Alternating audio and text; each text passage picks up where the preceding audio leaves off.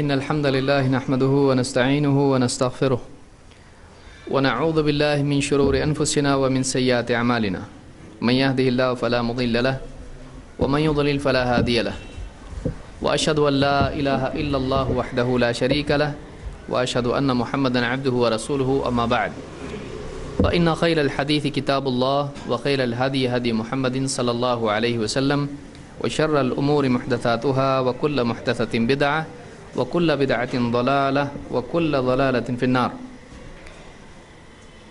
پچھلے درس میں ایک موضوع ہم نے شروع کیا، اہل علم کے درمیان اختلاف کے اسباب اور ہمارا موقف۔ اس بارے میں 2 ہفتوں سے ہم ایک آیت پر گفتگو کر رہے ہیں اور ایک حدیث بھی اس کے بعد ہم نے دیکھی تھی۔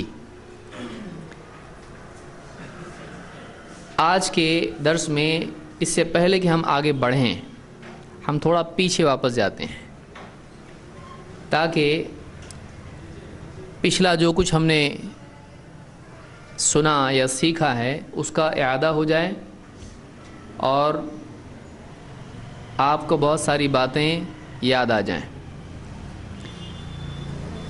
سب سے پہلے یہ بتائیے کہ اگر ایک آدمی یہ جملہ کہے کہ اختلاف تو ہوگا ہی، اختلاف سے بچ نہیں سکتے ہیں، تو کیا یہ جملہ صحیح ہے یا یہ جملہ غلط ہے؟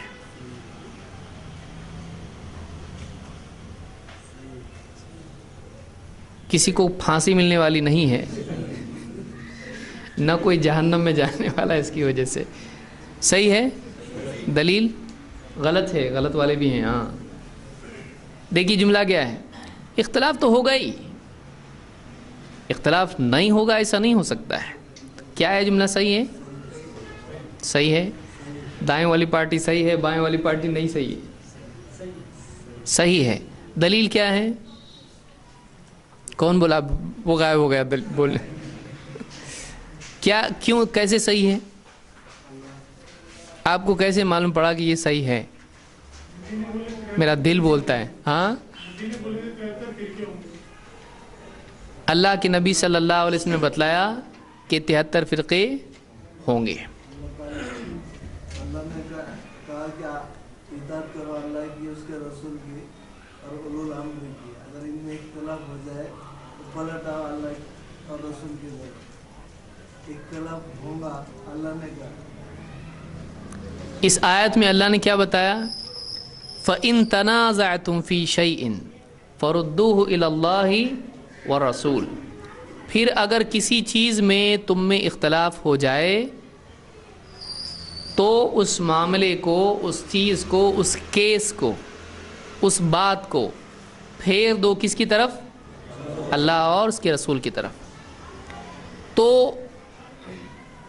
یہ جو اختلاف ہوگا، اللہ نے کیا فرمایا؟ پھر اگر تم میں کسی چیز میں اختلاف ہو جائے، معلوم یہ ہوا کہ ایسا ہوگا کہ کسی نہ کسی وجہ سے آپس میں اختلاف ہوگا، اور اس کے بارے میں اللہ نے کیا کہا کہ یہ اختلاف باقی رکھو یا ختم کرو، پلٹاؤ۔ کس طرف پلٹاؤ؟ کیوں؟ یعنی کتاب و سنت کی طرف کیوں پلٹانا ہے اس کو؟ ہاں، اللہ اور اس کے رسول کی بات تو اختلاف ہو یا نہ ہو تو ہمیشہ سچی ہے۔ اختلاف کی صورت میں وہاں پلٹاؤ کیوں؟ تاکہ اختلاف ختم ہو، اس کا فیصلہ ہو جائے۔ تو اللہ اور اس کے رسول کی طرف سے کیا آئے گا؟ فیصلہ۔ وہ فائنل ہوگا یا اس کے بعد کچھ اور ضرورت ہے؟ وہ فائنل ہوگا۔ معلوم یہ ہوا کہ لوگوں میں اختلاف ہوگا۔ کس وجہ سے اختلاف علماء کے اندر ہو سکتا ہے؟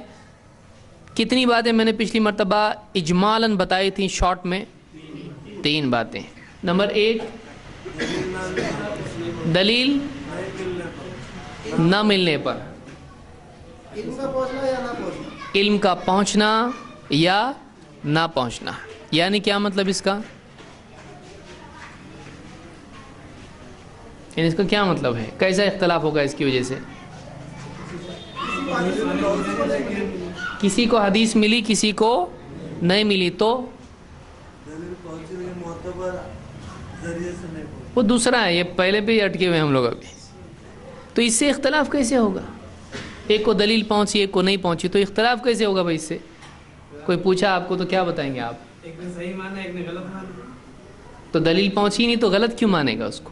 وہ تو پھر اپنے حساب سے فیصلہ کرے گا. اپنے حساب سے فیصلہ کرے گا. ہاں تو اسی کے مطلب اسی کے حساب سے انہوں نے عمل کیا. تو اختلاف کیسے ہوا؟ سمجھ رہے ہیں آپ؟ اختلاف دو عالموں میں ہو رہا ہے، کیونکہ ہم پچھلا پڑھ تو لیے وہ، لیکن اس کو تھوڑا سا ابھی ڈبکی لگانا ضروری ہے کہ واقعی وہ کیس کیا ہے. دلیل کے پہنچنے نہیں پہنچنے سے اختلاف کیسے ہوگا؟ ہوگا کہ نہیں ہوگا؟ پہلے یہ تو بتاؤ آپ کہ وہ اسٹیٹمنٹ ہی صحیح ہے کہ نہیں. ہاں ہاں کیا اجتہاد کر کے فیصلہ دے گا. دو عالموں کے پاس الگ الگ علاقوں میں ہیں، الگ الگ دور میں ہیں. ایسا بھی ہو سکتا ہے کیونکہ ایک امام وفات پا رہے ہیں اور دوسرے پیدا ہو رہے ہیں. امام ابو حنیفہ کی وفات جس سال جس دن ہوئی اس دن کون پیدا ہوا؟ امام شافعی. تو دونوں میں ایک دم زمانے کا فرق ہے، علاقوں کا فرق ہے. ان کا فیصلہ کچھ ہے، ان کا فیصلہ کچھ ہے. تو ایک وجہ کیا ہو سکتی ہے؟ دلیل کا پہنچنا اور نہیں پہنچنا. اب ایک کو دلیل پہنچی دوسرے کو دلیل نہیں پہنچی، مان لیجیے اس طرح سے ہوا کسی مسئلے میں، تو جس کو دلیل پہنچی اس کا فیصلہ اور فتویٰ کس کے مطابق ہوگا؟ دلیل کے مطابق. دلیل کے مطابق، چاہے وہ حدیث ہو یا آیت ہو. اور جس کو نہیں پہنچی وہ کیا کرے گا؟ اگر وہی مسئلہ اس کو بھی پیش آئے تو اس بارے میں وہ کیا کرے گا؟ اجتہاد. کیا اس کے لیے دلیل نہ ملنے پر اجتہاد کرنا جائز ہے؟ ہاں جائز ہے؟ نہیں نا، کچھ لوگ پہلے ہاں بول کے ابھی نہیں. اجتہاد کب کرتے ہیں؟ تو پھر دلیل نہیں ملی تو اجتہاد کرنا جائز ہے؟ پھر مسئلہ کیا ہے؟ ہاں ضروری نہیں ہے یا ہے؟ کیونکہ اگر کوئی آدمی آیا اور کوئی مسئلہ کسی عالم سے پوچھا تو اس مسئلے میں اس کو جواب دینا پڑے گا کہ نہیں؟ دینا پڑے گا، کیونکہ اللہ نے کیا فرمایا؟ فَاسْأَلُوا أَهْلَ الذِّكْرِ إِن كُنتُمْ لَا تَعْلَمُونَ. اگر تم نہیں جانتے ہو تو جاننے والوں سے پوچھو. تو ایک جاننے والا جو عام طور سے دین کی باتیں جانتا ہے، کچھ باتیں نہیں بھی معلوم ہوتی ہے اس کو. کیا سب معلوم ہوتا ہے اس کو؟ نہیں. یعنی کیا ہم ایسا کریں گے کہ ایک آدمی کو سب معلوم ہے تبھی وہ عالم ہو؟ کیا ضروری ہے ایسا؟ نہیں. کچھ باتیں نہیں بھی معلوم ہوتی ہیں اس کو. ہر آدمی علم میں ترقی کرتا رہتا ہے. اسی لیے آپ دیکھیں کہ اللہ کے نبی صلی اللہ علیہ وسلم اللہ کے رسول ہونے کے باوجود اللہ تعالیٰ نے آپ سے کیا کہا؟ وَقُلْ رَبِّ زِدْنِی عِلْمًا. اے میرا رب میرے علم میں اور اضافہ کر دے. تو معلوم ہوا کہ نبی اور رسول بننے کے بعد بھی علم میں کیا ہوتا رہتا ہے؟ اضافہ. تو اضافہ کس میں ہوتا ہے؟ پرفیکٹ میں ہوتا ہے یا کم ہے میں ہوتا ہے؟ اضافہ تبھی ہوگا جب کچھ کم ہے اس میں. تو اللہ کے ہاں علم کا کوئی حد اس کی نہیں ہے، اور زندگی میں ایک انسان علم اس کا بڑھتا رہتا ہے. تو اب ایک عالم ہے، کچھ باتیں اس کو معلوم نہیں بھی ہوتی ہیں، اس سے اس کے عالم ہونے میں فرق پڑتا ہے کہ نہیں پڑتا ہے؟ یعنی ایک بھی بات اس کو نہیں معلوم تو ہے یہ عالم تھوڑی ہے، ایسا ہوتا نہیں. ایک عالم کو کچھ باتیں نہیں بھی معلوم ہوتی ہیں. اسی لیے امام مالک کے پاس ایک آدمی آیا اور کئی مسائل ان سے پوچھے، تقریباً 36 مسائل میں انہوں نے کہا لا ادری، نہیں معلوم. 36. ہم لوگوں کے سامنے اگر کوئی عالم اگر اتنے مسائل میں نہیں معلوم بولے کہ کیا معلوم ان کو، عالم کیسے کہی؟ لیکن واقعی جو آدمی نہیں معلوم بولنے کی ہمت رکھتا ہے وہی عالم ہوتا ہے. جاہل ہر چیز کا جواب دیتا ہے. میرا خیال ہے ایسا بھی ہونا چاہیے. ہاں لیکن پھر بھی دیکھ لو، میرے دل میں ایک بات آئی لیکن پکا نہیں. تو ہم لوگوں کا ایسا ہوتا ہے کہ ہم کچی باتیں پکی بنا کے پھر شک میں ڈالتے اس کو. لیکن عالم کیا ہوتا ہے؟ وہ جھجکتا نہیں ہے، نہیں معلوم بولنے سے جھجکتا نہیں. کیوں؟ اس لیے کہ اس کو معلوم ہوتا ہے اگر نہیں معلوم میں اپنی طرف سے کچھ بھی بول دیا تو پھر کیا ہوگا؟ پکڑ ہوگی. تو پھر جب نہیں معلوم تو اجتہاد کیسے کر رہا ہو آپ بتائیے؟ जवाब किस में देना चाहिए? मालूम क्या नहीं मालूम? फिर इज्तिहाद कब किया उसने? तो फिर कैसा किया उसने इज्तिहाद? वो मसला अगर किसी में दूसरी इसमें पेश आया तो उसके इज्तिहाद के ऊपर फैसला। यानी जिस मसले में मालूम नहीं उसमें जवाब दिया उसने, तो ये सही है कि गलत है? आलिम है ना तो उसके हिसाब तो उसके लिए चलता है। अगर वो मुस्तहिद है तो वो इज्तिहाद किसको बोलते हैं? क्योंकि ये सब हमको समझना ज़रूरी है। मैं पढ़ता चला जाऊँ, आप लोग सुनते जाएं, नोट्स अच्छा याद हो गया, सब वैसे नहीं चलेगा, थोड़ा खोदना पड़ेगा अपने को।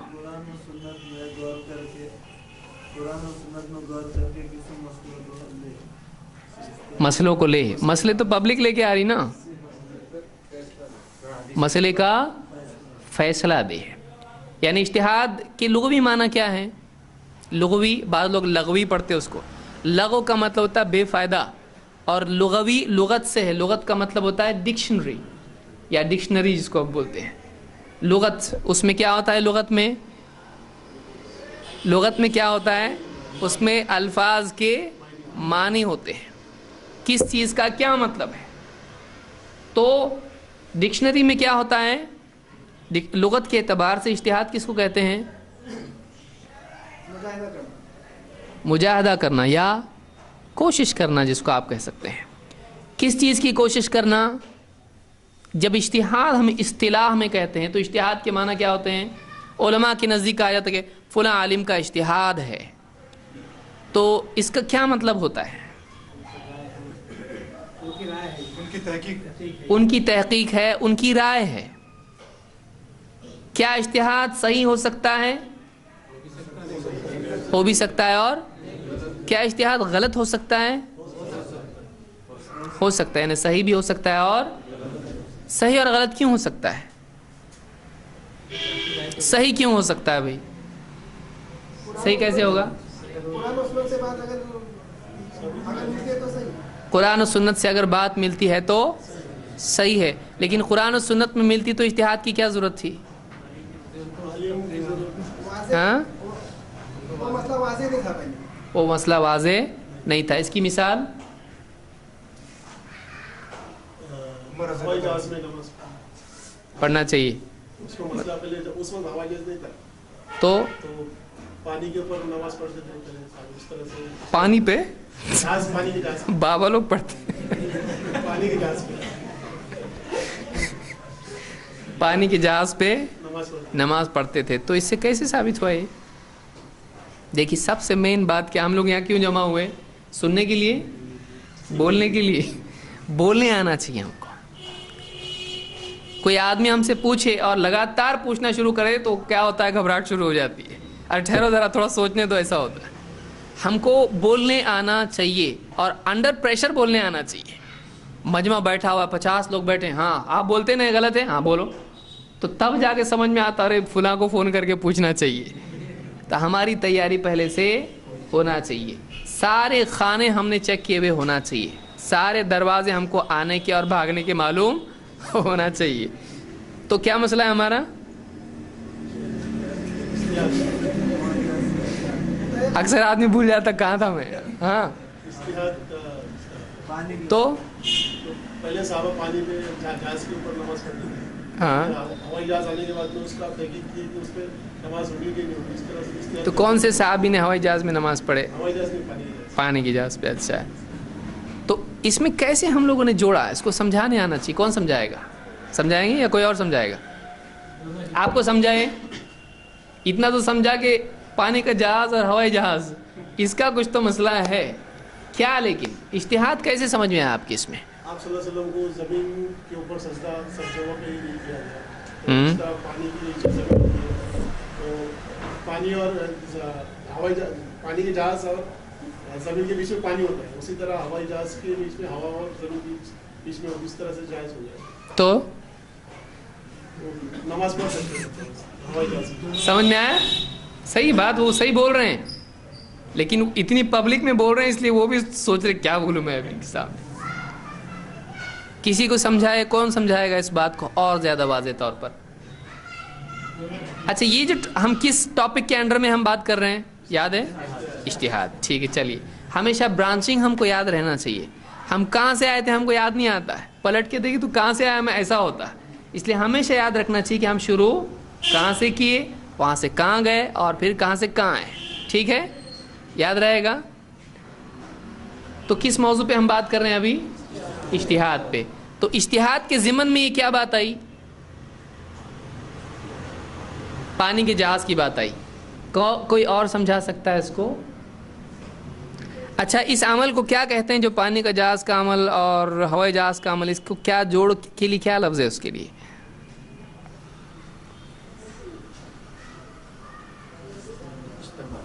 استنباط, یا اور واضح لفظ اس کے لیے کیا ہے؟ قیاس. قیاس کے کیا معنی ہے؟ اندازہ لگانا. قیاس کے معنی ہے ایک چیز کو دوسرے سے ناپنا, اس کے مساوی برابر چیز دیکھنا, دونوں کو کمپیئر کرنا, ایک چیز پر دوسری چیز کو رکھ کر اس سے اس کا اندازہ لگانا. بہرحال دیکھیے اس میں کیا مسئلہ ہے. علماء کے پاس قرآن و سنت کی بات ہوتی ہے, کبھی ایسا مسئلہ آتا ہے جو بعینی ہی لفظاً قرآن میں نہیں ہوتا ہے, حدیث میں بھی نہیں ہوتا ہے, لیکن ویسا ہی کوئی دوسرا مسئلہ ہوتا ہے جو قرآن و سنت میں ہوتا ہے. اب اگر ایگزیکٹلی اس کے بارے میں قرآن و سنت میں فیصلہ نہیں ہے تو پچھلے کیس کو دیکھتے ہوئے اس کیس کے بارے میں فیصلہ کرنا پڑتا ہے. اس کی ایک مشکل مثال آئی, اس کی ایک آسان مثال پہلے میں دیتا ہوں, اس کے بعد مشکل مثال پہ جائیں گے. آپ کو یہ سمجھنا چاہیے کہ علماء ایسا کیوں کرتے ہیں, اپنے دل سے کچھ بھی بولتے کیا, ان کو یہ کرنے کی ضرورت کیا ہے. تو ہم دیکھیں گے کہ اس کی ضرورت ہے. ایک آسان مثال اس کی یہ ہے کہ آج جو دنیا بھر میں نشے کے طریقے ہیں, ایک سادہ مثال ہے ایک دم, جو بہت جلدی سمجھ میں آئے گی آپ کے. کون کون سے طریقے ہیں؟ کھانے والے, پینے والے, سونگنے والے, سب ہے نا. انجیکشن والے, دیکھیے چوتھا بھی ہے. ایک ہے انجیکشن دے کے آدمی اپنے آپ کو نشے میں ڈالتا ہے, دوسرا دھواں بنا کے اس سے نشہ اس کو ہوتا ہے, پھر پینے والا تو پہلے سے چلتا آ رہا ہے, اور اس کے علاوہ کھانے والا بھی ہے نا. تو کھانے والا, پینے والا, اور دھوئیں والا, اور انجیکشن والا, ان میں سے کس کا تذکرہ قرآن و سنت میں ہے؟ انجیکشن والا ہے نہیں. براؤن شوگر ایسا آیا قرآن میں؟ براؤن شوگر ایسا آیا ہے؟ نہیں آیا ہے. تو کیا وہ حلال ہے یا حرام ہے؟ دلیل آپ کے پاس اس کی ہے؟ ہر نشے والی چیز, کیا اس میں نام ہے اس کا؟ نہیں. تو آپ نے کیسا اس کو حرام قرار دیا؟ اپنی طرف سے کہا یا اللہ کی طرف سے آیا ہے؟ تو نام ہے اس کا اللہ کی طرف سے. تو آپ نے کیا دیکھا اس میں؟ آپ نے استعمال کیا اس کو, آپ نے معلوم کیا فلاں ابن فلاں کے ذریعے سے یا عام لوگوں کو دیکھتے ہوئے کہ اس سے نشہ ہوتا ہے. لیکن اس کا نام خمر ہے کیا؟ اللہ نے حرام کس کو کیا ہے؟ خمر کو. لیکن اس میں کیا ہے؟ نشہ ہے.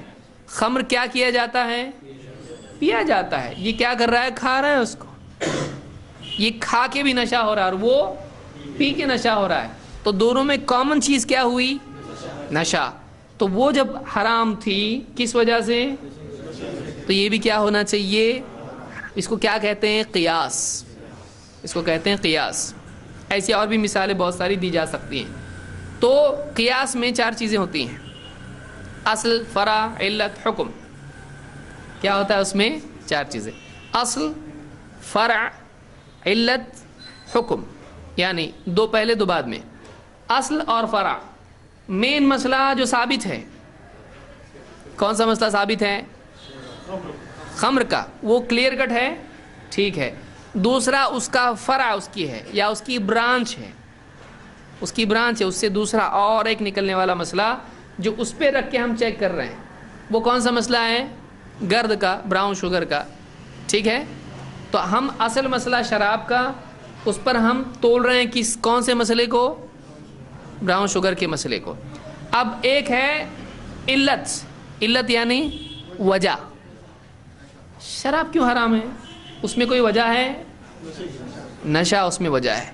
تو وہ نشہ اس میں ہے تو اس کا کیا حکم ہے؟ حلال کیا حرام کیا فرض؟ حرام. وہ حکم کس پہ لگایا جائے گا؟ سمجھا؟ اصل کا حکم اگر فرع اس کے مطابق ہے، علت پائی جاتی ہے فرع میں بھی، تو اصل کا حکم کس پہ لگایا جائے گا؟ فرع پر. ٹھیک ہے؟ تو کتنی چیزیں ہوئیں؟ اصل، فرع، علت اور حکم. تو علت جو اصل کی ہے اگر فرع میں پائی جائے تو حکم جو اصل کا ہے وہ فرع پر بھی ہوگا. سمپل. سمجھ میں آیا کہ نہیں آیا؟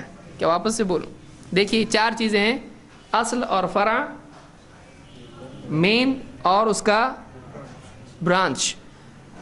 مین چیز جو ہے اس کی جو وجہ ہے حرام ہونے کی، اگر وہی وجہ برانچ میں آتی ہے تو وہ بھی کیا ہو جائے گا؟ حرام ہو جائے گا. سمجھ میں آیا؟ تو اس کا حکم اس پر بھی. اس کو کیا کہتے ہیں؟ اس کو قیاس کہتے ہیں. اور یہ قیاس اجتہاد کی ایک شاخ ہے کہ یہ دینی حکم معلوم کرنے اور نتیجے پر پہنچنے کی کیا ہے؟ یہ کوشش ہے. سمجھ میں آیا؟ تو اجتہاد میں اب کبھی ایسا ہوتا ہے کہ عالم اجتہاد کرتا ہے لیکن کیا، اب دیکھیے یہاں پر غور کیجئے، کیا ایک آدمی کا قیاس غلط ہو سکتا ہے؟ اس کی مثال ہے یا کیسے ہو سکتا ہے؟ بعد میں مثال وغیرہ دیکھیں گے. کیوں قیاس غلط کیوں ہو سکتا ہے؟ سمجھ میں فرق کی وجہ سے. وہ تو ظاہر بات ہے، لیکن کیسے؟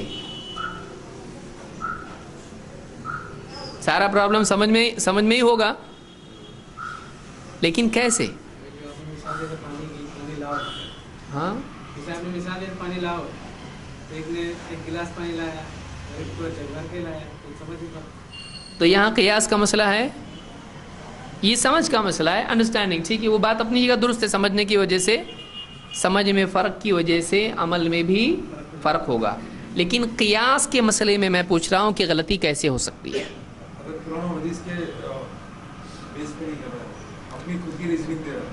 دیکھیے ایک عالم نے ایک مسئلے کو دوسرے مسئلے پر قیاس کیا، لیکن اس تک حدیث نہیں پہنچی کہ اس مسئلے میں ایسا نہیں ایسا ہے.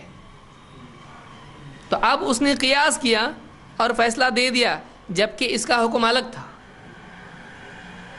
جبکہ اس کا حکم کیا تھا؟ الگ تھا. کسی مسئلے میں مثال کے طور پر کتے کی کمائی کیسی ہے؟ تو کتا بیچتے ہیں اور خریدتے ہیں تو کیا ہو جائے گا؟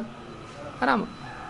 سفید کتا، کالا، نیلا، پیلا جو بھی ہے، کون سا کتا حلال ہے کون سا حرام ہے؟ اب ایک آدمی دیکھا کتا حرام ہے، اس نے اس کے حساب سے فیصلہ دیا. لیکن ایک اور دلیل ہے جو اس کے سامنے نہیں ہے. اس میں کیا ہے؟ عمل میں تفریق ہے. کتے کی 2 قسمیں ہیں، معلوم ہے؟ جنگلی اور دیہاتی. پالتو. جنگلی اور پالتو. کون سا حلال ہے دونوں میں؟ دونوں بھی حرام. فائدہ کیا ہوا؟ وہی ہوا نا، شکاری کتا. اس کو کیا کہتے ہیں؟ کلب معلم. کلب معلم سدھایا ہوا جس کو آپ کہتے ہیں، اور دوسرا وہ ہے جو عام کتے ہیں. اب شریعت میں عام حدیث آئی ہے کہ کتا کیا ہے؟ کتے کی کمائی جائز نہیں ہے. لیکن کچھ روایتوں میں آیا ہے کہ الا کلب صید، سوائے شکاری کتے کے. تو اب ایک عالم کے پاس یہ زیادتی نہیں ہے کہ سوائے شکاری کتے کے. وہ کتے کی عام حدیث دیکھتے ہوئے سارے کتوں پہ حکم کیا لگائے گا؟ ایک آدمی آیا اس کے پاس اور پوچھا کہ شکاری کتا خرید بیچ سکتے ہیں کیا، یا اس کی کمائی حلال ہے کہ نہیں؟ تو جواب کیا دے گا عالم؟ کیونکہ اس کے پاس دلیل کیسی ہے؟ عمومی ہے. اس نے سارے کتوں کے بارے میں ایک فیصلہ کر دیا. لیکن حدیث میں ایک ایکسیپشن ہے جو اس کے پاس نہیں. وہ کیا ہے؟ سدھایا ہوا کتا. اس کی کمائی حرام نہیں ہے. اب دوسری مثال، امام مالک رحمۃ اللہ علیہ نے اس مسئلے میں کیا کیا ہے؟ ہم اب اصل چیز کی طرف آ رہے ہیں. کتے کی کون سی قسمیں؟ ایک ہے کلب معلم اور دوسرا جنرل. امام مالک کہتے ہیں کتے کا لعاب ناپاک نہیں ہے. آپ بولیں گے کیا بول رہے اتنے بڑے امام، وہ ایسے نہیں بول رہے ہیں، ان کے پاس کچھ ہے. لیکن ہم کو نتیجے پہ پہنچنا ہے. اب یہ ہم تھوڑا بہت زیادہ ہی گہرا جا رہے ہیں، لیکن پھر بھی اس کو آپ سمجھ لیجئے کیوں ایسا ہوتا ہے. امام مالک کے نزدیک کتے کا لعاب نجس ہے نہیں ہے. آپ کے نزدیک کیا ہے؟ کیوں؟ کیونکہ کتا ہے. ہاں لیکن امام مالک کہتے ہیں کہ کتا شکار پکڑتا ہے، اب اس کو ذبح کریں گے، اس کو لگا رہے گا کہ نہیں اس کا لعاب؟ پھر اگر وہ نجاست ہے کیسے استعمال کر رہے ہو اس کو؟ اس کے دانت لگیں گے، دانت گھسیں گے اس کی شکار کے اس میں، تو اب تو وہ اس کو پکڑتے ہوئے کہ جب یہ رخصت ہے تو نجس نہیں ہے. امام مالک اس طرف گئے کہ انہوں نے کہا کہ جب کتے کا اس طرح سے استعمال کیا جا رہا ہے اور شکار میں جو کہ حلال و حرام ہوگا، کھانا پڑے گا اس کو، تو اس کی اگر رال، اس کا لعاب اگر ناپاک ہوتا تو یہ ہوتا ہی نہیں. تو ان کے نزدیک اس کا لعاب کیا ہے؟ نجس ہے کہ نہیں ہے؟ اب آپ کے نزدیک کیا ہے؟ کنفیوژن. اب دوسری طرف آئیے، اللہ کے نبی صلی اللہ علیہ وسلم فرماتے ہیں طہور اناء احدکم اذا ولغ فیہ الکلب ان یغسلہ 7 مرات اولاہن بالتراب. تمہارے برتن کی پاکی جب کتا اس میں منہ ڈال کے پیے، ولغ کا مطلب ہوتا ہے زبان سے پینا، سڑپ سڑپ پیتا جو، تو زبان سے پینا ولغ، اس کی پاکی یہ ہے کہ 7 مرتبہ اس کو دھوئے، اولاہن بالتراب، اور پہلی مرتبہ مٹی سے دھوئے.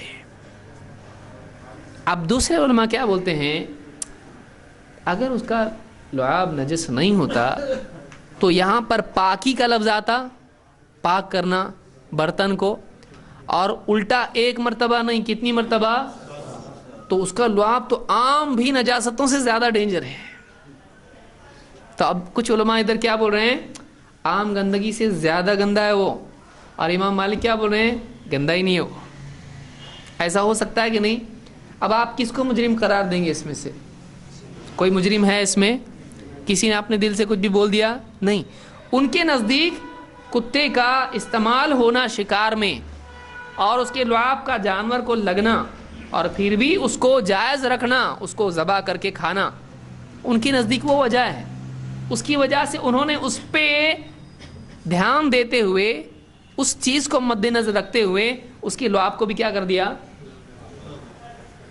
حلال مطلب ناپاک نہیں قرار دیا، یہ نہیں کہ حلال ہے. لیکن دوسرے علماء نے کہا نہیں، انہوں نے فرق کیا. انہوں نے کہا دیکھو، کتے کا لعاب جانور کو لگنا، اس کو پکڑنے میں استعمال ہونا، یہ اللہ کی طرف سے رخصت ہے. اصل حکم اس کا لعاب کا حدیث میں آیا ہے، اور پکڑتے وقت میں لعاب کا حکم نہیں ہے. اس میں آسانی ہے کہ ٹھیک ہے استعمال کر سکتے ہیں ایسا، کیونکہ اور کوئی ذریعہ ان کے پاس شکار کے لیے نہیں تھا. تو مجبوری میں کچھ چیزوں میں اللہ کی طرف سے رخصت ہو جاتی ہے، تو وہ شکار کے لیے استعمال کرنا اللہ کی طرف سے کیا ہے؟ رخصت، آسانی ہے. لیکن لعاب کا مسئلہ الگ سے بیان ہوا ہے کہ نہیں ہوا ہے؟ تو لعاب کا مسئلہ الگ سے بیان ہوا ہے. تو شکار کی اجازت ہے، وہ اللہ کی طرف سے قسم کی ڈھیل ہے. اصل مسئلہ لعاب کا کیا ہے؟ برتن کو کیا کرنا پڑے گا؟ تو جب وہ ناپاک ہوا ہی نہیں تو پاک کائے کو کر رہے ہیں آپ اس کو؟ سمجھ میں آ رہی بات؟ تو حدیث میں بتایا گیا ہے کہ طہور اناء احدکم، تمہارے برتن کی پاکی جب اس میں کتا منہ ڈال کے پیے، یہ ہے کہ اس کو 7 مرتبہ دھو. تو معلوم ہوا کہ اس کو پاک کرنا پڑے گا. پاک کس چیز کو کریں گے؟ تو کس وجہ سے ہوا ویسا ہو؟ تو جس کی وجہ سے برتن پاک نہیں ہے وہ پاک ہے، یعنی وہ تو پاک ہے اور برتن ناپاک ہو گیا، ایسا ہوگا؟ تو علماء نے عام طور سے حکم کیا لگایا لعاب پر کتے کے؟ وہ نجس ہے. سمجھ میں آ رہا فرق کیوں ہوتا ہے ایسا؟ کہ ایک عالم ایک دلیل کو دیکھ کر اس کی روشنی میں فیصلہ کرتا ہے. دوسرا عالم دوسری دلیل کو دیکھ کے اس کی روشنی میں فیصلہ کرتا ہے. یہاں پر صحیح کیا ہے؟ بولے دونوں بھی صحیح دکھ رہے ہیں، اب کیا کرنا ہم نے؟ نجس ہے یہ کیا ہے؟ یہ فیصلہ صحیح ہے، کیونکہ حدیث میں لعاب کے بارے میں اس طرح کا حکم دیا گیا ہے. سمجھ میں آ رہی بات؟ اور مدینے کے امام ہیں وہ، لیکن ان سے بھی اس طرح کی اجتہادی خطا ہو سکتی ہے. بیٹھے بیٹھے دل سے انہوں نے بول دیا کہ کچھ بھی نہیں، وہ بھی دلائل کو دیکھ رہے ہیں، لیکن انہوں نے کتے کی رخصت جو اللہ کے نزدیک ہے، اللہ کے ہاں ہے، اسلام میں دی گئی ہے، تو اس کی بنیاد پر انہوں نے اس کے لعاب کا مسئلہ استنباط کیا. تو ایسا ہو سکتا ہے. یہ جو مسئلہ ہے قیاس کا، وہ کیا مسئلہ ہے اور کیسے قیاس کیا جاتا ہے، کیا قیاس ہے اور کیوں غلطی ہو سکتی ہے؟ کہ ایک عالم کسی ایک وجہ سے کسی ایک مسئلے کو دوسرے مسئلے پر قیاس کرے، لیکن اس مسئلے میں دلیل الگ سے موجود ہو تو اب قیاس چلے گا نہیں، تو وہ قیاس کیا ہو جاتا ہے؟ رد ہو جاتا ہے، کیونکہ دلیل موجود ہے. ایک مثال اور دیتا ہوں اس کی، تو آپ کو تھوڑا آسانی سے سمجھ میں آئے گا. یاد رہے گا یہ سب کچھ؟ بہت خوشی کی بات ہے.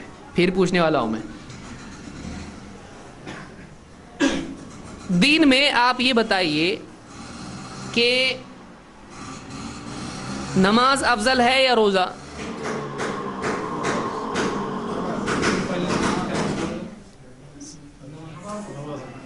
نماز افضل ہے. زیادہ ٹائم کس کو لگتا؟ نماز کو. صبح سے شام تک پڑھتے. افضل عمل کیا ہے؟ نماز اور روزے میں. اگر کوئی آدمی آپ سے غیر مسلم آ کے پوچھے ذرا ایک بات بتاؤ ہم کو، نماز افضل ہے کہ روزہ افضل ہے، تو کیا بولیں گے آپ؟ نماز. کیوں؟ ہاں، اس کا حکم پہلے آیا ہے. یہ دلیل پہلے جس کا حکم آیا وہ افضل ہوتا ہے. لکھا ہے کہ نماز اور زکات، نماز اور زکات ہر جگہ، پر روزہ اس میں شامل نہیں ہوتا ہے، لہذا نماز روزے سے برابر ہے اور روزہ بعد میں ہوتا ہے. تو جس کا حکم یعنی جس کا نام پہلے آیا وہ سب سے افضل ہوتا ہے، ایسا ہے کیا؟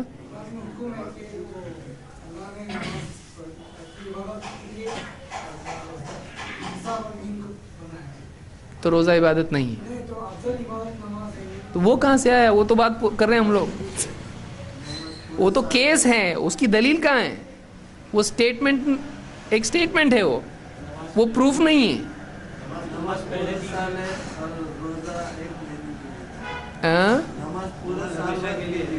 آپ بتائیے، میں ایک بات بولتا ہوں آپ کو. ٹھیک ہے ٹھیک ہے، اب ایک سے ایک مجتہد آئیں گے.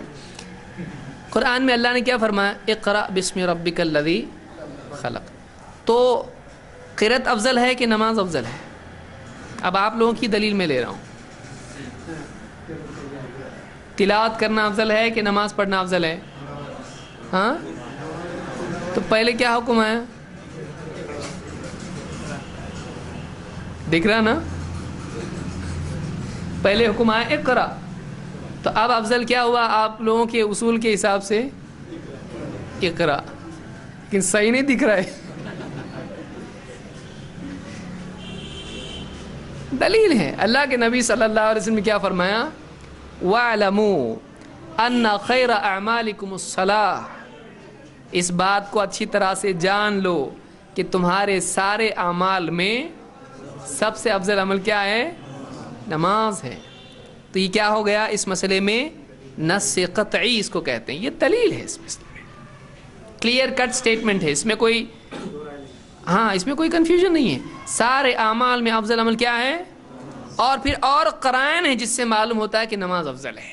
یہ اصل دلیل ہے. لیکن اور بھی ضمنی قرائن اس کو کہتے ہیں کہ ایسا اس کو غور کرنے سے بھی یہ بات واضح ہوتی. مثلا اللہ نے قرآن کریم میں کیا فرمایا؟ وَمَا أُمِرُوا إِلَّا لِيَعْبُدُوا اللَّهَ مُخْلِصِينَ لَهُ الدِّينَ حُنَفَاءَ. اور اس کے بعد اللہ نے کیا فرمایا؟ وَيُقِيمُوا الصَّلَاةَ وَيُؤْتُوا الزَّكَاةَ. توحید کے بعد اللہ نے کس کو ذکر کیا؟ صلاح کو. موسیٰ علیہ السلام کو اللہ تعالیٰ نے طور پر کلام کیا ان سے.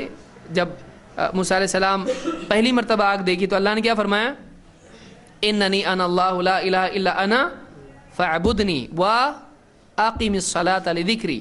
میں اللہ ہوں، میرے سوا کوئی عبادت کے لائق نہیں، تو میری عبادت کر اور میری یاد کے لیے تو توحید کے بعد پھر کیا بتایا اللہ نے؟ نماز. اللہ کے نبی صلی اللہ علیہ وسلم نے کیا فرمایا؟ بنی الاسلام علی خمس شہادت اللہ الہ الا اللہ و ان محمد رسول اللہ و اقام الصلاۃ و ایتاء الزکاۃ والحج و صوم رمضان. یہاں بھی توحید اور اس رسالت کے اقرار کے بعد کیا آ رہا ہے؟ نماز. قیامت کے دن سب سے پہلے کیا پوچھا جائے گا؟ آخری وقت میں سب سے زیادہ تاکید کس چیز کی ہے؟ کس چیز کے لیے ایک خاص جگہ بنائی گئی؟ اعلان، طہارت. تو یہ ساری چیزیں کیا بتا رہی ہیں؟ سب سے افضل کیا ہے؟ خاص دین میں عمل کیا ہے؟ نماز ہے. تو ہم لوگ کہاں تھے ابھی؟ کون بتائے گا؟ اجتہاد پر تھے. اب سوال کیا تھا ہمارا؟ روزہ افضل ہے کہ نماز؟ کیا دلیل ہے اب اس کی؟ نماز. اب ایک حائضہ عورت ہے، ایک عورت کی نماز چھوٹ گئی. حیض کی حالت میں عورت نماز پڑھ سکتی ہے اور روزہ رکھ سکتی ہے نا؟ روزے میں طہارت کی کیا ضرورت ہے؟ رکھ سکتی روزہ؟ نہیں. تو اب قضا روزے کی ہے کہ نہیں ہے؟ کب؟ پاک ہونے کے بعد میں. اور نماز کی نہیں ہے. تو اب اگر کوئی آدمی یہ کہے کہ روزہ افضل ہے کہ نماز؟ نماز. جب روزے کی قضا ہے تو اس سے زیادہ امپورٹنٹ کیا ہے؟ تو اس کی قضا بھی کامن سینس لگ رہا نا؟ صحیح بات تو صحیح لگ رہی. جب روزے کی قضا ہے تو نماز کی کیوں نہیں ہے؟ زیادہ اہم کیا ہے؟ تو اب اس نے نماز کو کس پہ قیاس کیا؟ سمجھ میں آ رہی بات؟ نماز کو قیاس کیا روزے پر کہ روزہ فرض ہے، نماز فرض ہے. ٹھیک. روزے کی قضا، روزہ نہیں رکھے گی حائضہ عورت اور نماز بھی نہیں پڑھے گی، تو روزہ قضا کرے گی کہ نہیں؟ تو جب وہ فرض ہے اور اس کی قضا ہے تو نماز کیا ہے؟ اور اس سے بڑا فرض ہے کہ چھوٹا؟ تو اس کی بھی کیا ہونا چاہیے؟ تو صحیح ہے کہ نہیں؟ تو یہ قیاس کیا ہو گیا؟ اس کو قیاس فاسد کہتے ہیں. کیوں غلط ہوا یہ؟ اس لیے کہ دلیل نماز افضل ہے. تو پھر تو زیادہ اس کی قضا ہونا چاہیے. بھائی ایک آدمی کہے کہ کسی کا اگر مان لیجئے قرض ہے تو واپس دینا چاہیے، 10 روپے قرض ہے تو واپس دینا چاہیے. کوئی آدمی کہے میرے 100 روپے ہیں تو قرض وہ دینا چاہیے کہ نہیں دینا چاہیے؟ بڑا نمبر چلتا نہیں بھی دے تو ایسا ہوتا نہیں. تو اگر چھوٹی چیز ہے اس کے بارے میں حکم ہے تو اس سے بڑی کے بارے میں کیا ہوگا؟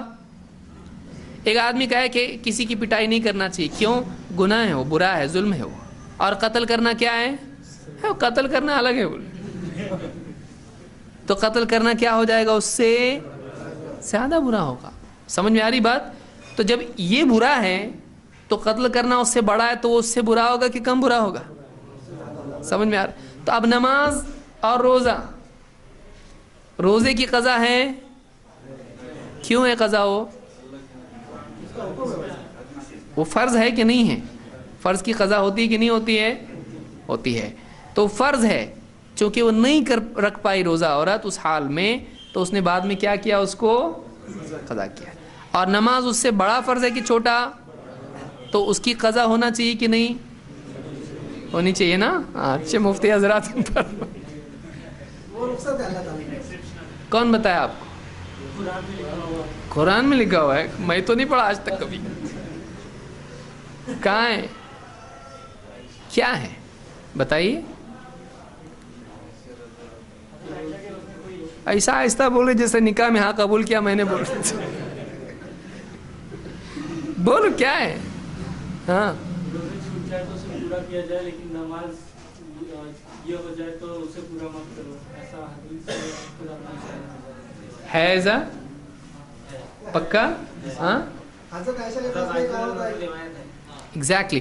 حضرت عائشہ رضی اللہ تعالیٰ کے پاس ایک عورت آئی اور کہا کہ کیا وجہ ہے، مسلم میں ہی ہے، کیا وجہ ہے کہ ایک عورت حیض کی حالت میں جو روزے اس سے چھوٹ گئے ہیں ان کی قضا تو کرتی ہے لیکن نمازوں کی نہیں. انہوں نے پوچھا کہ احروریۃ انتی، تو حروری ہے کہ خارجی ہے تو؟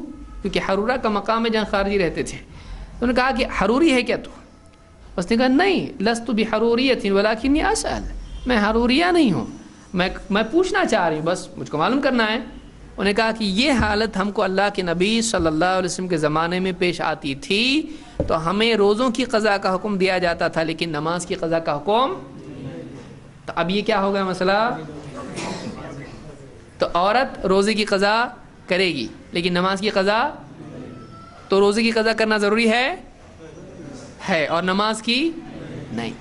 लेकिन अब अगर कोई क़ियास करे रोज़े पे नमाज को, तो उसके हिसाब से क्या निकलेगा, ज़्यादा ज़रूरी है, तौबा कर रहा है, सब सवाल मत पूछते जा, ऐसा होगा। लेकिन दलील जब देखेगा तो मालूम होगा कि नहीं, यहाँ पे समझ में आ रही बात। ठीक है, एक आदमी तयम्मुम करता है और वुज़ू करना पड़ता है आदमी को। वुज़ू में क्या क्या करते हैं, कितने आज़ाए धुलते हैं, 5 के 3 4, कौन कौन से,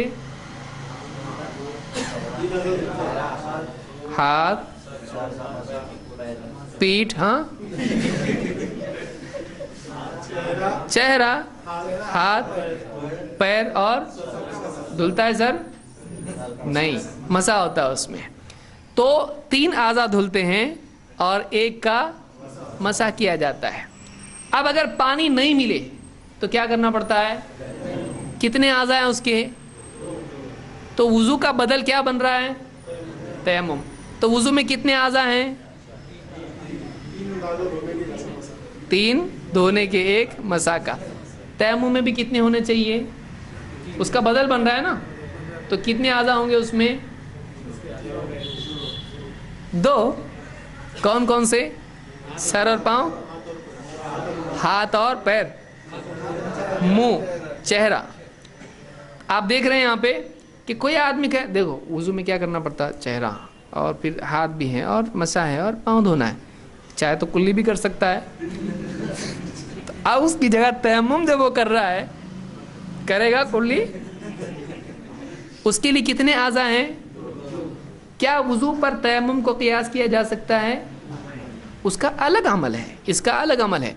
आप ये नहीं कह सकते हैं कि जब उसका, अरे इसने तो पाँव किया ही नहीं, क्योंकि वुज़ू में क्या है, पाँव भी है, उसका बदल तयम्मुम है, तो पाँव भी उसमें होना चाहिए कि नहीं। और गुस्ल की नौबत अगर हो तो पूरा बदन पे मिट्टी डालनी पड़ेगी। तो क्या आप तयम्मुम को वुज़ू पर क़ियास कर सकते हैं, नहीं। अगरचा वो उसका बदल है लेकिन उसका तरीक़ा अलग है, उसकी दलील अलग है। समझ में आ रही बात। तो यहाँ पर आलिम बाज़ औक़ात उसके सामने वाक़ई दलील नहीं होती है, अब वो क्या करता है, किसी पिछले नस पर नए मसले को क़ियास करता है और उस क़ियास में गलती के चांसेस होते हैं। जैसे मैंने यानी रोज़े का और नमाज का मसला बताया, ऐसे कई मसाइल हैं जिनमें लगता है कि ये ऐसा है तो वो भी वैसे ही होगा, लेकिन वैसा नहीं होता है, उसका अलग मसला होता है। लिहाजा एक आलिम से, अब याद कीजिए हम लोग कहाँ से आए हैं, ऐसा हो सकता है कि उसका इज्तिहाद गलत हो, ऐसा हो सकता है, और 2 आलिमों में दलील के पहुँचने और नहीं पहुँचने की वजह से कैसे इख्तलाफ हो सकता है, आप समझाइए मुझको। वहाँ से आए थे ना हम लोग, यहाँ से आए थे हम लोग, हाँ। तो दलील के पहुँचने और नहीं पहुँचने की वजह से 2 आलिमों में इख्तलाफ क्यों होता है।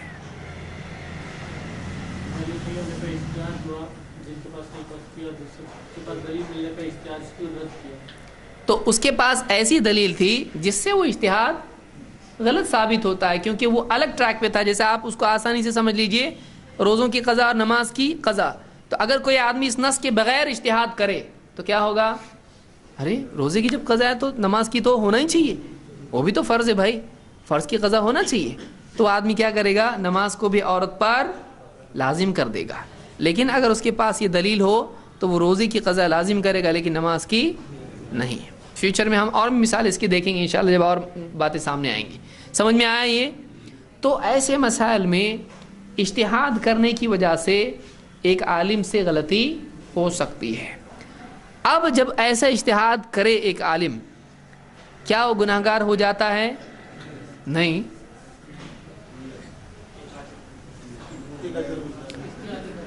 इज्तिहादी خطا ہوتی ہے اس پر کیا ہوتا ہے؟ ایک اجر اس کو ملتا ہے. کیوں؟ اب قیاس یہ کہتا ہے غلطی پہ اجر تو نہیں ملنا چاہیے بھائی. اجر کس چیز کا ملنا چاہیے؟ صحیح ہو تو یا غلط؟ مارکس آپ کو مل رہے ہیں کاہے کے مل رہے ہیں؟ صحیح لکھنے کے کہ غلط لکھنے کے؟ ہاں تو قیاس یہ کہتا ہے کہ غلطی پر اجر ملنا چاہیے.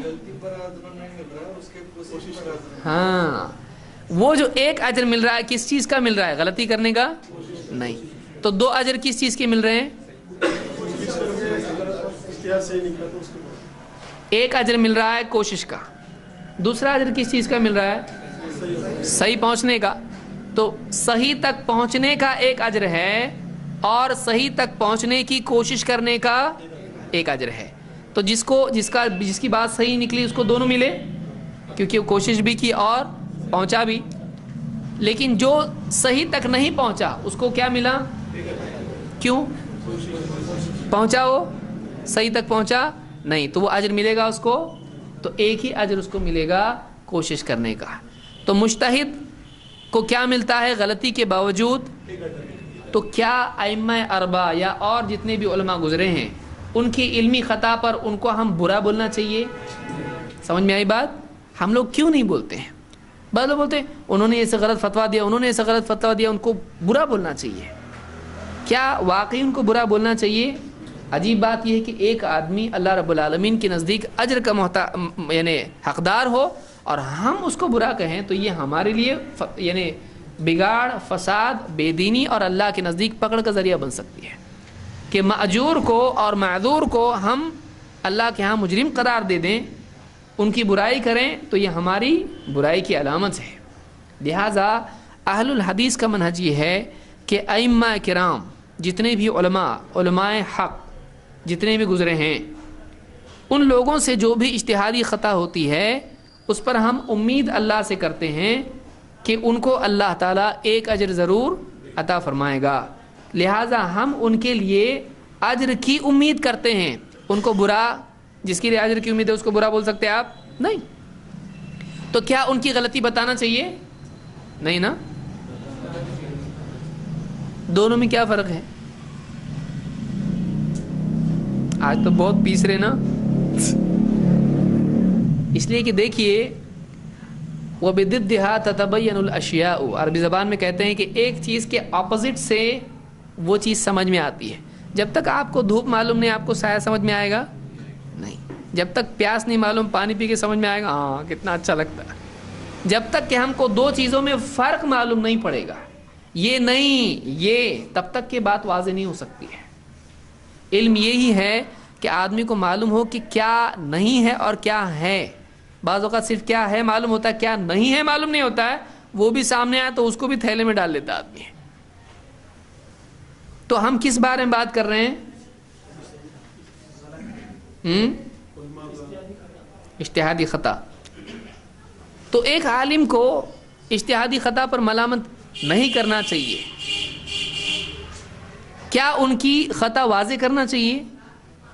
پھر کسی عالم پہ تنقید کرنا صحیح ہوا کہ نہیں؟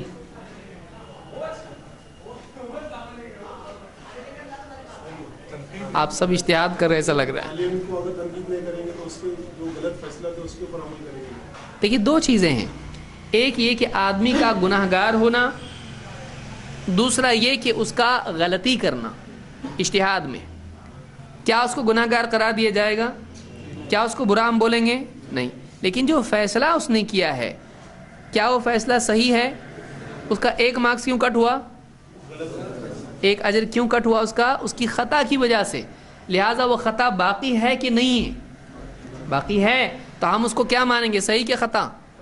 جب دلیل سامنے آ جائے تو عالم کی خطا کو بتایا جائے گا کہ دیکھیے اتنے بڑے امام ہیں لیکن ان کا یہ مسئلہ صحیح نہیں ہے, لیکن پھر بھی ہم اللہ سے ان کے لیے کیا امید رکھتے ہیں کہ اللہ اس پر بھی ان کو, کیونکہ انہوں نے اجتہاد کیا. دونوں میں فرق سمجھ میں آیا؟ کہ ہمارا بعض لوگ پھر کیا کرتے ہیں, دیکھو یہ عالموں کو غلط بولتے ہیں, تو وہ فرق نہیں کر پاتے ہیں. تو تم غلط بولتے ہیں اس کا مطلب تمہارے نزدیک امام برے ہیں. سمجھ میں آ رہا ہے؟ لوگوں کو پرابلم کیوں ہوتا ہے؟ وہ یہ سمجھتے ہیں کہ اہل حدیث جب ایک عالم کی خطا کے اوپر گفتگو کرتا ہے تو اس کے نزدیک وہ عالم اچھا نہیں ہے، تبھی تو یہ عالم کے بارے میں بتا، دیکھو ان سے غلطی ہوئی، ان سے غلطی ہوئی، انہوں نے یہ غلط کہا، اس کا مطلب ان کے نزدیک عالم پورا کیا ہے؟ غلط۔ کیا ایسا ہے؟ نہیں ہے۔ ہمارے نزدیک ایک عالم سے اگر خطا علمی ہو بھی جائے تب بھی وہ اجر کا حقدار ہے، لیکن ہم اس کی خطا کو صحیح مان سکتے ہیں؟ نہیں، خطا خطا ہے، اور اس کو خطا نہیں کہنا بھی ایک خطا ہے۔ ایک آدمی خطا کو خطا نہیں کہے، یہ کیا ہے؟ خطا ہے۔ لہذا اہل حدیث کا منہج یہ ہے کہ غلطی کو غلطی کہا جائے، لیکن ان کو طعن نہ کیا جائے، ان کو برا نہ کہا جائے، ان کی شان میں گستاخی نہ کی جائے۔ جیسے ہمارے گھر کے بڑے بزرگ ہیں، اگر بولے احمد نگر کو ادھر سے جاتے ہیں، اب ہم کیا کریں گے؟ برا بولیں گے ان کو، بہت بڑا گناہ ہوا ان سے، ہم کیا کریں گے؟ غلطی، لیکن ان کی عزت۔ لیکن کوئی آدمی آئے کہ بڑے ہیں، یہ گھر کے بڑے ہیں، تم کو کھلایا پلایا، انہوں نے بڑا کیا تم کو، ادھر ہی ہے احمد نگر، ادھر ہی ہے، وہ بول رہے نا غلطی بھی رہنے دو، ادھر ہی رہتا ہے احمد نگر، کر سکتے ہیں صاحب؟ نہیں کر سکتے۔ غلطی غلطی ہے، آپ اس کو غلط کو صحیح بنا سکتے؟ نہیں بنا سکتے۔ تو یہ دونوں میں فرق ہے، ان کی عزت الگ چیز ہے اور خطا الگ چیز ہے۔ جیسے امام مالک کا مسئلہ میں نے بتایا، اب آپ کیا کریں گے؟ وہ مدینہ کے امام ہیں، اور اتنے مدینے میں اتنے سارے علماء تھے، معمولی کتے کا مسئلہ ان کو نہیں معلوم، کیا امام کیسے امام نہیں مانتے ہم امام، صحیح ہے یہ؟ نہیں۔ اور دوسرا آدمی، ارے مدینہ کے وہ، تو کہاں کا؟ ہندوستان کا، تیرا مسئلہ ہے ماننا کہ مدینے کا ماننا؟ کتے کا لعاب کیا ہے؟ پاک، حلال نہیں، پاک، حلال کھانے کے لیے ہوتا ہے پاک، اور ہر پاک چیز حلال ہوتی ہے؟ آپ پانی پی کے بوٹل بھی کھا جاتے اس کی، پاک ہے کہ حلال ہے؟ وہ پاک ہے۔ سمجھ میں آ رہا ہے؟ جو آپ مٹھائی لاتے اس کا ڈبہ کیا ہے؟ کیا حلال ہے؟ حلال ہے، کھاؤ، یہ بھی کھاؤ، مٹھائی کے ڈبے بھی کھاؤ، اس کے چمچے بھی کھاؤ، سب کھا لو۔ تو حلال اور پاک میں تھوڑا اس طرح کا فرق ہوتا ہے، اگرچہ بات ایک ہی ہے، لیکن سمجھ میں آتا ہے حلال کا مطلب وہ چیز استعمال کرنا، کھانا پینا پہننا اوڑھنا کے اعتبار سے ہوتا ہے، اور پاک کہتے ہیں اس کو چھونے کے اعتبار سے کہ پاک ہے کہ ناپاک ہے۔ تو امام مالک کا مسئلہ ہے، اتنے بڑے امام ہونے کے باوجود بھی یہ مسئلہ کیا ہے؟ خطا ہے۔ ایسے کئی مسائل ہیں۔ تو ہمارا موقف سمجھ میں آیا کیا ہے اس سلسلے میں؟ ٹھیک ہے۔ تو پہلی بات ہم نے آج جو سیکھی وہ یہ کہ کیا علماء میں یا لوگوں میں اختلاف ہوگا ہی، یہ بات صحیح ہے؟ ہوگا۔ اس کی وجہ کیا ہے؟ اس کی وجہ یہ ہے، کتنی وجہ ہم نے بتائی تھی پچھلے درس میں؟ کتنی وجہ آئی تھی؟ ابھی پہلے پہ تھے ہم لوگ اب تک، 3 وجہ۔ پہلی کیا ہے؟ دلیل پہنچی اور نہیں پہنچی۔ تو اس سے اختلاف کیسا ہوگا سمجھا ابھی؟ کہ جس تک پہنچی وہ ورڈ ٹو ورڈ اس کے حساب سے فیصلہ دے گا، جو بات اس میں ہے وہ فیصلہ دے گا۔ لیکن دوسرا کیا کرے گا؟ اجتہاد کرے گا۔ اجتہاد میں ہم نے دیکھا کیسے کیسے اجتہاد ہو سکتا ہے، اور اجتہاد اس کا خطا بھی ہو سکتا ہے اور ثواب بھی۔ خطا کیسا ہو سکتا ہے؟ اس مسئلے میں کلیئر دلیل موجود ہے، لیکن اس کا قیاس الگ جا رہا ہے، اور وہ دلیل سے ٹکرانے کی وجہ سے کیا ہو گیا؟ قیاس فاسد ہو گیا، غلط قرار پایا، لہذا وہ مسئلہ غلط ہو گیا، یہ صحیح ہو گیا۔ لیکن دونوں میں کیا واقع ہو گیا؟ دونوں میں کیا واقع ہو گیا؟ اختلاف۔ دونوں میں اختلاف واقع ہوا۔ تو ایک وجہ اختلاف ہونے کی ہم نے آپ سمجھی۔ نمبر 2 دوسری کیا تھی؟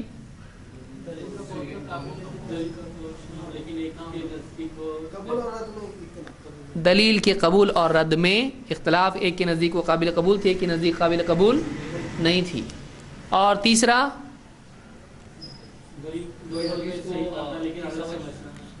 فہم میں اختلاف کی وجہ سے۔ فہم میں۔ مجھ کو یہ بتائیے کہ پہلے اور تیسرے میں فرق کیا ہے؟